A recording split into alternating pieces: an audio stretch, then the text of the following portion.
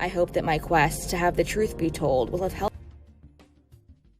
When the director told Johnny Depp his co-star Amber Heard had just arrived on set with her wife, he replied, "No leading lady of mine stays gay for long." A new book lifts the lid on the couple's car crash marriage. The lead up to Johnny Depp and Amber Heard's wedding celebration was one long party.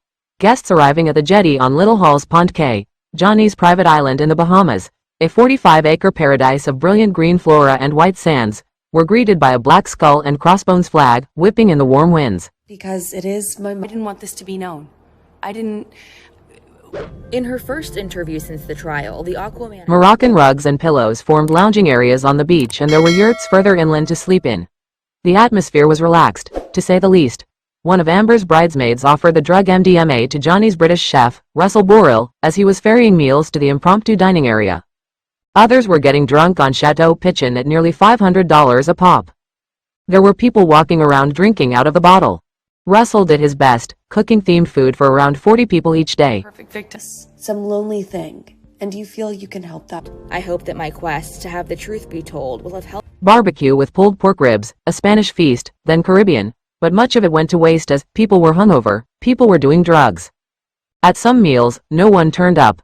On Saturday, February 7, 2015, Johnny and Amber's wedding, which followed a smaller, legal ceremony in Los Angeles, was held under an arbor draped in gauzy white fabric and decorated with greenery and white roses. Amber walked down the aisle to the Van Morrison song Sweet Thing.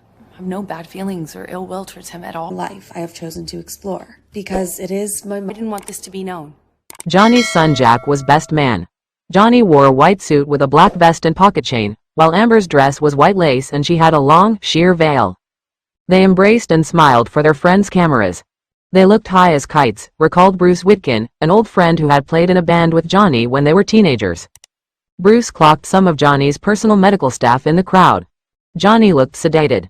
Amber too. They looked like F*** in Zombies. Malice. That I'm not a likable victim. I'm not a perfect victim.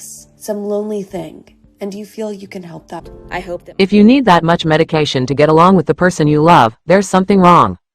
Suddenly, everyone looked up. There was a helicopter pulsing above. The press. Amber and Johnny stuck their middle fingers indignantly to the sky. The bridal party followed suit, giving the bird and laughing. Grainy pictures of the ceremony hit tabloids around the world. The glamorous coming together of Hollywood stars, an idyllic setting, what could be more perfect?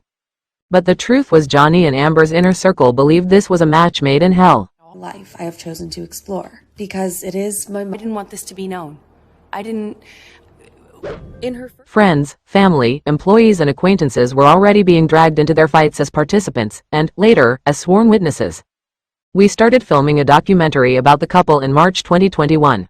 With the cooperation of both Johnny and Amber, we spent 2 years interviewing more than 100 people about their doomed marriage and its aftermath, which saw court battles in the UK and US in which both parties made accusations of domestic violence.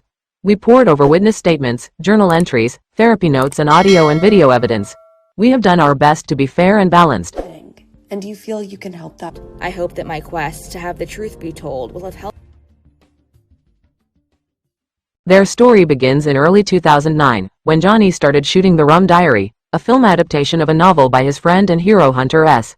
Thompson, known for his love of firearms and illegal drugs. Johnny was a global superstar, thanks to Pirates of the Caribbean, a Disney franchise that would eventually make $4.5 billion at the box office. At that time he was among the highest paid actors in the world, reportedly making north of $50 million a year. Amber had scored a few minor roles as the hot girl in movies. I didn't... In her first interview since the trial, the Aquaman... June 21st interview. She had auditioned for the part of Chenault, Johnny's love interest in The Rum Diary, and really wanted the part, sending handwritten letters to the producers and director. When Johnny first met Amber at his office, he took one look at her and thought, "Yep.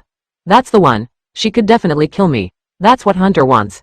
That's what we can say. Don't forget to support our channel by liking, commenting, sharing and subscribing. We thank you all for your support. Likable victim. I'm not a perfect victim. Some lonely thing, and you feel you can help that.